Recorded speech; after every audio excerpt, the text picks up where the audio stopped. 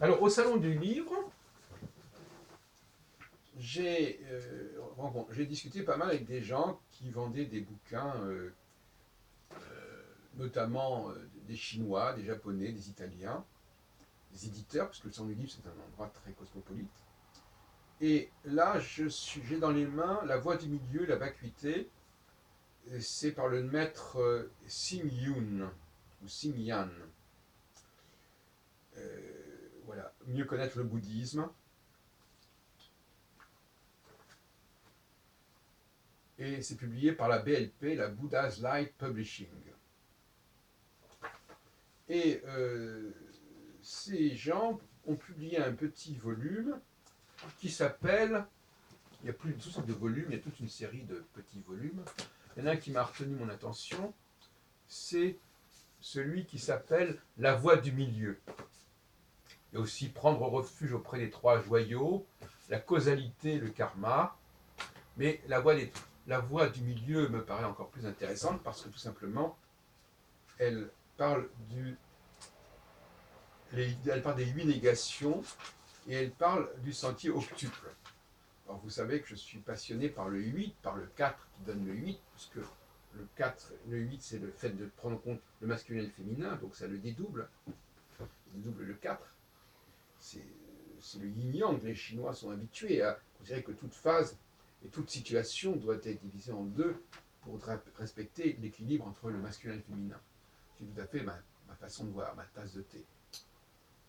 Et alors ce que je remarque, c'est que le sentier du milieu, d'abord, j'aime beaucoup le sentier du milieu parce que pour moi, la notion de milieu, j'en ai parlé à propos de l'antithèse, hein, ça n'est ni la nature, ni la culture, c'est la structure. Donc pour moi, la structure, c'est le sentier du milieu. Et euh, cette voie du milieu, on peut parler de voie, on peut se parler de sentier, cette voie du milieu, qui est une doctrine majeure du bouddhisme, et qui est reconnue aussi bien par le bouddhisme du grand véhicule que du petit véhicule, eh bien, elle comporte 8 négations. C'est intéressant, parce que dans les 10 commandements aussi, ce sont des négations.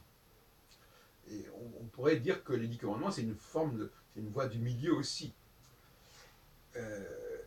Et surtout que la notion de négation est tout à fait synonyme avec celle d'antithèse. L'humanité s'est construite dans la négation. Négation des forces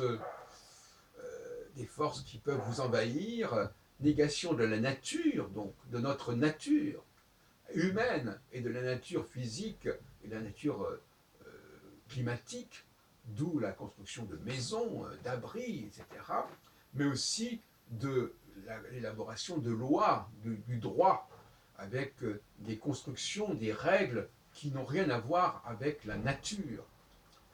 Contrairement à ce que beaucoup d'astrologues croient, l'astrologie n'est pas née de la nature, elle est née contre la nature, tout comme le sculpteur,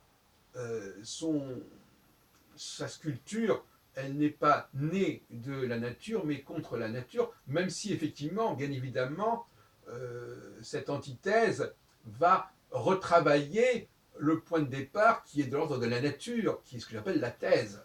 Donc il y a un problème d'ambiguïté. Évidemment que l'astrologie se sert quelque part de la nature, mais elle s'en sert pour la transformer, pour la transfigurer, tout comme dans la plupart des cas, l'artiste ou le scientifique va repenser ce qui est de l'ordre de la première apparence ou qui est de l'ordre du premier jet, etc. etc. Donc, nous avons là la voie du milieu. Bon, je ne veux pas approfondir, mais il est quand même remarquable que cette notion du milieu, elle me paraisse aussi évidente, et c'est une voie qui est l'opposé des extrêmes. Et qu'est-ce que sont les extrêmes aujourd'hui dans notre civilisation? C'est le retour à la science au sens le plus primaire du terme, c'est-à-dire ce que la science nous impose. Et c'est vrai qu'aujourd'hui, la science est beaucoup plus séduisante qu'autrefois, puisqu'elle retrouve des structures, elle trouve des chiffres, etc. Donc, elle peut se confondre avec la structure. Et c'est ça le grand problème. Et inversement, l'autre extrême, c'est la culture. Alors, ce mot culture qui a été très souvent hyper valorisé, moi, j'ai tendance maintenant à vouloir le dégrader et de l'enlever de son piédestal pour opposer structure et culture. Là, d'ailleurs, on parle de bain de culture dans un sens souvent assez péjoratif, c'est-à-dire une espèce de comme ça, d'ailleurs, Pivot avait appelé l'émission qu'il a faite après Apostrophe, bain de culture, je crois. Bain de culture, c'est on baigne, on immerge comme ça dans un ensemble de choses qui sont un petit peu comme ça en suspension, qui se développent. Finalement, je trouve pas ça très sympathique.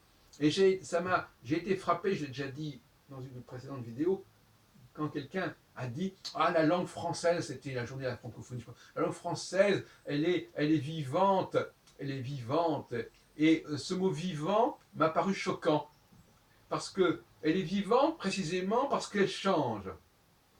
Or, le changement, c'est la dégradation de la structure. Sauf si la structure, évidemment, est elle-même cyclique, qui est le plus souvent le cas. Mais ça, ce n'est pas un changement au sens de changer de nature, c'est un changement cyclique, c'est-à-dire qui est intégré, qui est structurel. Il faut distinguer les changements structurels et les changements conjoncturels, c'est une évidence. Donc la culture nous parle du changement conjoncturel. Et la structure nous parle du changement structurel. Et on pourrait même dire que la nature nous parle aussi d'un certain nombre de changements qui sont d'un autre type encore également, et qui sont des données qui bougent, qui transforment, etc. Mais c'est une autre logique encore. Et donc vous avez les trois niveaux que j'ai définis, nature, structure et culture, qui sont tous les trois voués au changement, et d'une manière cyclique ou pas, parfois linéaire, etc. Bon. Et euh, ça revient à ce que je disais dans une précédente causerie, à savoir qu'il y a des dégradations culturelles, justement, qui conduisent à perdre la conscience du changement structurel. Et le cas le plus classique, c'est dans le domaine du judaïsme. Alors je sais bien que je reviens là-dessus plusieurs fois, vous m'excuserez, mais le Shabbat, c'est un, on ne sait pas si c'est linéaire ou si c'est cyclique. Bien sûr qu'on nous dit que le Shabbat revient, donc c'est cyclique, mais on nous dit pas clairement comment on sort du Shabbat pour recommencer une nouvelle semaine. En tout cas, ce n'est pas célébré de manière claire. On dit que le Shabbat, c'est le moment le plus important de la vie juive. C'est comme une plaisanterie, ça. La vie juive n'a pas à être articulée sur la fin d'un cycle. Elle peut au contraire être articulée sur le début d'un nouveau cycle. Et donc, il faut au moins rééquilibrer le Shabbat euh, et avoir célébré à la fois la fin de quelque chose, la fin d'un travail accompli, ou qui n'est plus à être dans le champ de la création, puisque la création, le Shabbat renvoie aussi à la fin des 6 jours de la création, mais doit également se préparer, fin de cycle, début de cycle, Ouroboros, c'est le serpent qui se mord la queue, il doit se préparer à un nouveau départ.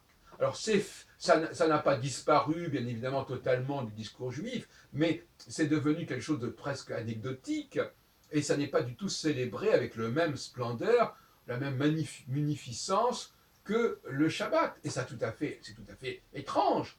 C'est comme si effectivement les valeurs féminines du Shabbat, puisque quelque part le Shabbat est de l'ordre du féminin, et il a ses propres interdictions qui ne sont pas celles des 10 commandements, comment se fait-il que ce Shabbat ait disparu de cette dimension-là, a perdu la dimension cyclique, ne l'affirme pas en tout cas assez clairement, assez fortement. Et l'intérêt aussi du christianisme, je l'ai déjà dit mais je me répète, parce que de toute façon tout le monde n'écoute pas toutes les mêmes vidéos, l'intérêt du christianisme c'est de rappeler que la mort de Jésus sur la croix, etc., elle est suivie de la résurrection. Elle est suivie de quelque chose qui revient. Et donc, effectivement, dans les églises, on nous parle de la crucifixion, on nous montre un personnage crucifié, mais on sait très bien que ce personnage crucifié va revivre, va revenir. Hein. C'est le retour, dans tous les sens du terme, parce qu'on parle aussi du second avènement, enfin, il y a une notion de retour. Et il serait bon que, effectivement, bon, ce qu'on appelle le Christ en lumière, le Christ en puissance, c'est-à-dire qui revient, qui réapparaît. Et c'est absolument fondamental, parce que dans dans une philosophie cyclique, il est évident qu'on ne peut pas se brancher et se polariser sur la fin d'un processus qui s'achève. Il faut rappeler immédiatement qu'il y a quelque chose qui revient. Je ne suis pas en train de défendre la notion de réincarnation ici, ce n'est pas mon problème. D'ailleurs, je n'en sais rien, très franchement. Mais en tout cas, la notion d'un quelque chose qui revient me paraît importante. Alors, cela dit, chez les Juifs, il y a bien entendu le sionisme, qui est l'idée d'un retour. Vous voyez donc, finalement, cette notion de retour n'a pas disparu, même si elle fait problème. C'est le retour à un même lieu, au point de départ. Alors, est-ce que c'est ça qu'il faut appeler la cyclicité? Moi, personnellement, je ne suis pas convaincu par cette théorie du retour vers la terre promise, mais reconnaissons en tout cas qu'au moins il y a cette notion de cycle qui est là, mais je voudrais en tout cas qu'elle soit réinstaurée très fortement dans le cadre des pratiques juives, et je vais tout faire pour que l'on rééquilibre la fin de la semaine de façon à ce qu'elle soit complètement binaire et qu'elle donne toute sa part au début de la semaine suivante, notamment à l'occasion de ce qu'on appelle la Havdalah, c'est-à-dire le moment justement où l'on passe d'un processus au processus suivant. Et à ce propos, je reviens là-dessus, pourquoi pas, j'attache beaucoup d'importance à la dialectique midi-minuit. J'attache beaucoup d'importance aussi au fait que la semaine doit être divisée en deux parties égales, et non pas entre 6 jours plus un jour, mais entre 3 jours et demi qui s'arrêtent, qui vont du dimanche matin au mercredi à midi, et ensuite la partie sabbatique qui irait du mercredi à midi au samedi soir minuit. Bon, là aussi, donc voyez-vous, il y a les grandes lignes d'un judaïsme réformé que je pose à cette occasion.